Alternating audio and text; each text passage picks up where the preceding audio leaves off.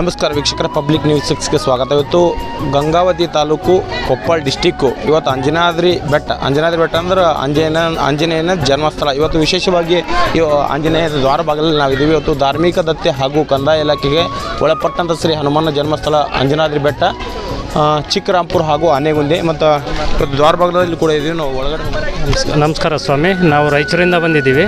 ಶಿವಮಾಲೆ ಹಾಕಿದ್ದೀವಿ. ಕಿಷ್ಕಿಂಧ ಆಂಜನೇಯ ಸ್ವಾಮಿ ಅವರ ಜನ್ಮಸ್ಥಳ. ಹಾಗಾಗಿ ಭಾಳ ಜನ ಶನಿವಾರ ಭಾಳ ಜನ ಬರ್ತಾ ಇರ್ತಾರೆ. ನಾವು ಬಂದು ದರ್ಶನ ಮಾಡ್ಕೊಂಡು ಹೋಗ್ತಾ ಇದ್ದೀವಿ. ಜೈ ಗುರುಸ್ವಾಮಿ. ಸಾಕಷ್ಟು ಭಕ್ತರು ಕೂಡ ಬಂದಿದ್ದಾರೆ. ಇವತ್ತು ಶನಿವಾರ ವಿಶೇಷವಾಗಿ ಹೇಳ್ಬೇಕಂದ್ರೆ ಹನುಮನ ವಾರ. ಇವತ್ತು ಜನ್ಮಸ್ಥಳದಲ್ಲಿ ಸಾಕಷ್ಟು ಜನ ಬರ್ತಾರೆ. ಇಲ್ಲಿ ಕೂಡ ಬಂದ ರಾಮನ ಭಕ್ತರು ಅವರು ಇದ್ರ ಬಗ್ಗೆ ಏನು ಹೇಳ್ತಾರೆ, ಅಂಜನಾದ್ರಿ ಬೆಟ್ಟಕ್ಕೆ ವಿಶೇಷ ಬಗ್ಗೆ ಏನು ಹೇಳ್ತಾರೆ ತಿಳ್ಕೊಬೋದು. ನಿಮ್ಮ ಹೆಸರು? ನಮಸ್ಕಾರ ಸರ್, ನನ್ನ ಹೆಸರು ರಮೇಶ್ ಅಂತ. ಜೈ ಶ್ರೀರಾಮ್ ಫಸ್ಟ್ ಹನುಮನ ಜನ್ಮಸ್ಥಳ. ಇಲ್ಲಿ ಸಾವಿರಾರು ಭಕ್ತರು ಬರ್ತಾ ಇದ್ದಾರೆ. ಆದರೆ ಇವತ್ತು ಸ್ಪೆಷಲ್ ಶನಿವಾರದಿಂದ ಆಗಿರೋದ್ರಿಂದ ಜಾಸ್ತಿ ಜನ ಬರ್ತಿರ್ತಾರೆ. ಜೈ ಶ್ರೀರಾಮ್.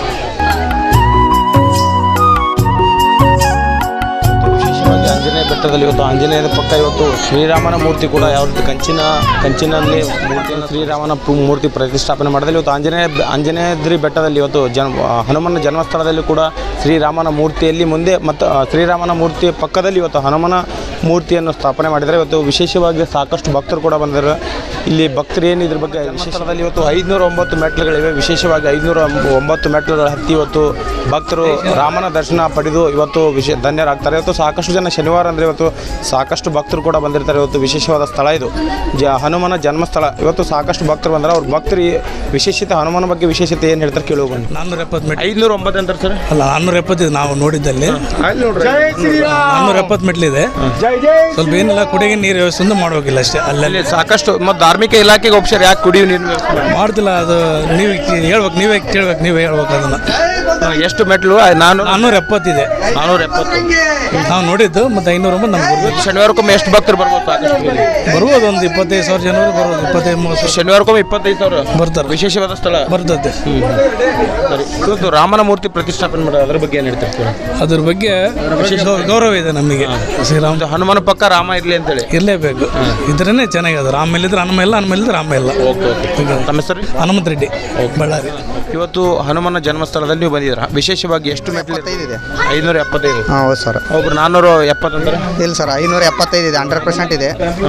100% 575 ಇದೆ.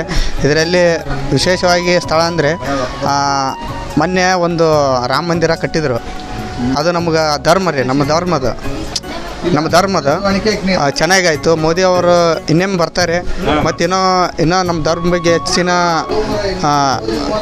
ಸಾಧ್ಯವನ್ನು ಭಾಳಷ್ಟು ಇದನ್ನು ಮಾಡ್ತಾರೆ. ಈ ವಿಶೇಷವಾದಿ ಶನಿವಾರಕ್ಕೊಮ್ಮೆ ಎಷ್ಟು ಭಕ್ತರು ಬರ್ಬೋದು ಇಲ್ಲಿ ಆಂಜನೇಯ ಬೆಟ್ಟ? ಬರ್ತಾರೆ. ಒಂದು 25-30 ಸಾವಿರ ಜನಸಂಖ್ಯೆ ಬರ್ತಾರೆ ಸರ್. ಶನಿವಾರಕ್ಕೊಮ್ಮೆ 25-30 ಜನ ಬರ್ತಾರೆ. ವಿಶೇಷವಾಗಿ 570 ಅಂತಾರೆ, 470 ಅಂತ ಎಷ್ಟು ನಮ್ಗೆ ಕ್ಲಾರಿಫಿಕೇಶನ್ ಇಲ್ಲ. ಏನಪ್ಪ ಅಂತಂದರೆ ಶನಿವಾರಕ್ಕೊಮ್ಮೆ 20-25 ಸಾವಿರ ಭಕ್ತರು ಇವತ್ತು 470 ಮೆಟ್ಲು ಹತ್ತಿ ಇವತ್ತು ಶ್ರೀ ಹನುಮನ ದರ್ಶನ ಮಾಡಲಿಕ್ಕೆ ಇವತ್ತು ಮೇಲೆ ಹೋಗ್ತಾ ಇದ್ದಾರೆ. ಇವತ್ತು ನಾವು ಕೂಡ ಹನುಮನ ದರ್ಶನ ಮಾಡೋದು ಬರ್ರಿ.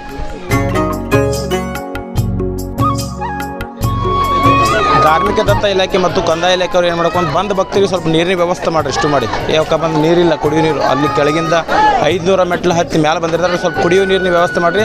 ಇವತ್ತು ಭಕ್ತರು ವಿಶೇಷವಾಗಿ ಶನಿವಾರಕ್ಕೊಮ್ಮೆ 1 ಮೆಟ್ಲು ಹತ್ತಕ್ಕೆ ಜೈ ಶ್ರೀರಾಮ್ ಜೈ ಶ್ರೀರಾಮ್ ಎಂದು ರಾಮನಾಮ ನುಡಿಯುತ್ತೆ. ಇವತ್ತು 570 ಮೆಟ್ಲುಗಳು ಹತ್ತಿ ಇವತ್ತು ಹನುಮನ ಮತ್ತು ಹನುಮನ ಭಕ್ತರು ಇವತ್ತು ವಿಶೇಷವಾಗಿ ದರ್ಶನ ಮಾಡ್ತಾರೆ. ಇವತ್ತು ಸಾಕಷ್ಟು ಭಕ್ತರು ಕೂಡ ಬಂದಾರ. ಈ ವಿಶೇಷವಾಗಿ 570 ಮೆಟ್ಲು ಹತ್ತಿ ಬರ್ತಕ್ಕಂಥ ಬಂದಿದ್ದಾರೆ. ಇವತ್ತು ಅವರು ಕೂಡ ಹನುಮನ ಬಗ್ಗೆ ವಿಶೇಷವಾಗಿ ಏನು ಹೇಳ್ತಾರೆ ಮೇಡಮ್ ಅವ್ರೆ? ಈ ವಿಶೇಷವಾಗಿ ಏನು ಹೇಳ್ತೀರಿ ಹನುಮಂತರ ಬಗ್ಗೆ? ಇಲ್ಲಿ ಅಷ್ಟು ವಿಶೇಷ ಅಂತ ಕೇಳಿದ್ದೀವಿ ರೀ.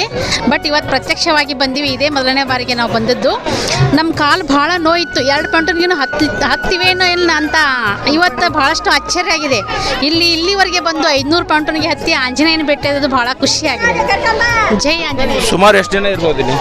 ಸುಮಾರು ಒಂದು 10,000 ಜನನೂ ಇರ್ಬೋದು ರೀ. ಎಷ್ಟು ಮೆಟ್ಲಿದಾವೆ ಇಲ್ಲಿ? 575 ಮೆಟ್ಲ ಇದಾವೆ. 570 ಮೆಟ್ಲು.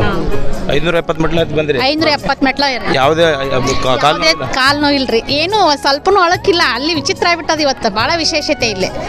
ಹನುಮನ ಒಂದು ಶಕ್ತಿ ಬಹಳಷ್ಟು ಶಕ್ತಿ ಇದೆ ರೀ. ವಿಶೇಷವಾಗಿ ಶ್ರೀರಾಮನ ಮೂರ್ತಿ ಕೂಡ ಹನುಮನ ಪಕ್ಕದಲ್ಲಿ ಇವತ್ತು ವಿಶೇಷವಾಗಿ ತೆಳಗೆ ಸ್ಥಾಪನೆ ಮಾಡಿದ್ದಾರೆ.